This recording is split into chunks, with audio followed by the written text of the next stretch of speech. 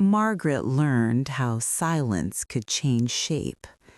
When Thomas was alive, silence had been a companionable thing. It lived between the ticking of the kitchen clock and the low hum of the refrigerator, between the pages of the newspaper they read side by side every morning.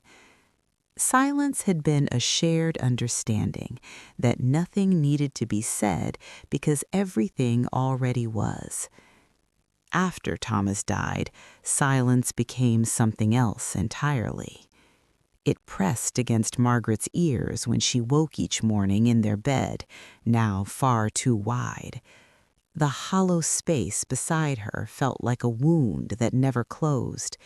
She would reach out before she remembered, her hand searching for the warmth that no longer existed, and then the remembering would come, heavy and unavoidable. Thomas had been gone for 7 months, but grief did not understand calendars. He had passed at 83, quietly, in the small hospital room overlooking a parking lot where gulls sometimes gathered. His heart had simply grown tired, the doctor said, as if that were something understandable, even gentle. Margaret had held his hand, tracing the familiar blue veins beneath thinning skin, whispering things she wasn't sure he could hear. "Thank you. I love you. I don't know how to do this without you." She still didn't. Margaret was 79 and had been someone's wife for nearly 60 years. She had been Thomas's wife longer than she had been anything else, longer than she had been a daughter, longer than she had been a young woman with ambitions of her own. Their life together had been ordinary and therefore enormous. They raised 2 children, buried one too young, watched the other move across the country and build a life that called home less and less. They argued about money and politics and which route was faster to the grocery store. They forgave each other for small betrayals and large silences.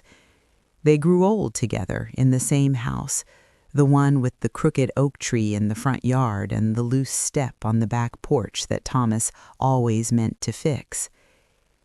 After he died, people told Margaret she was strong. She did not feel strong. She felt peeled open. Independence, she discovered, was not a sudden loss, but a slow erosion. Thomas had handled things she never noticed until they were gone. The bills, the car maintenance, the unspoken sense of direction when something went wrong. When the garbage disposal jammed, Margaret stared at it as if it were a foreign object. When the bank statement came, she felt foolish for not knowing what half the numbers meant. She hated that the world now looked at her differently. Neighbors speaking slower, voices softer, offering help she didn't ask for. She hated needing it. Grief made her clumsy. She burned meals. She forgot appointments. Once she stood in the grocery store aisle and cried because Thomas's favorite cereal was on sale, and she didn't know why she should buy it anymore. She left the cart where it was and went home empty-handed. At night, she talked to him. She told him about the robin that returned to the yard, about the ache in her knees when it rained, about how she finally called a plumber because the sink wouldn't stop leaking and she couldn't pretend anymore that she could fix it herself. Sometimes she scolded him for leaving her. Sometimes she apologized for things that had happened decades ago. Mostly she told him she was afraid. There were days when Margaret did not leave the house. The walls felt safer than the outside world, where life went on with an almost offensive enthusiasm. Children rode bikes, couples held hands. Time moved forward, indifferent to her loss. But grief, she slowly learned, is not a straight line. It loops and doubles back. It rests and then rises without warning. One afternoon, months after Thomas's death, Margaret fell in the driveway. Her knee gave out, and she sat on the concrete, stunned by the suddenness of it. The pain was sharp but manageable. The humiliation was worse. She waited there longer than she should have, hoping someone would come, hating herself for hoping. When a neighbor finally helped her up, Margaret cried harder than she had at the funeral. That night, she admitted something she had been avoiding. She could not live exactly the way she had before. Independence, she realized, did not mean doing everything alone. It meant choosing how to move forward. Change came slowly, reluctantly. She let her daughter help organize the bills. She hired someone to mow the lawn. She signed up for a grief support group at the local community center, sitting in a circle of strangers who carried their own invisible weights. She did not speak at first. She listened. There was comfort in hearing others name what she felt, that grief could coexist with gratitude, that loving deeply meant hurting deeply, that life after loss was not about replacing what was gone, but learning to carry it differently. Margaret began walking every morning, just around the block at first. She noticed things she hadn't before, the way the light caught on windows, the persistence of weeds pushing through cracks, the quiet bravery of her own legs carrying her forward. She started cooking again, simpler meals, learning what she liked now, not what Thomas preferred. One day, she planted tomatoes in the backyard.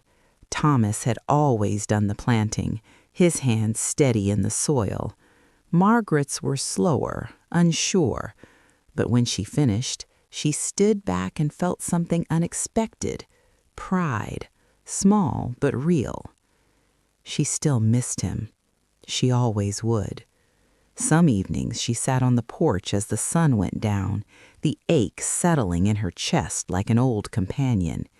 She spoke to Thomas in the dark, telling him about her day, about the tiny victories that felt enormous. She told him she was learning how to live again, not instead of him, but with his memory woven into everything she did.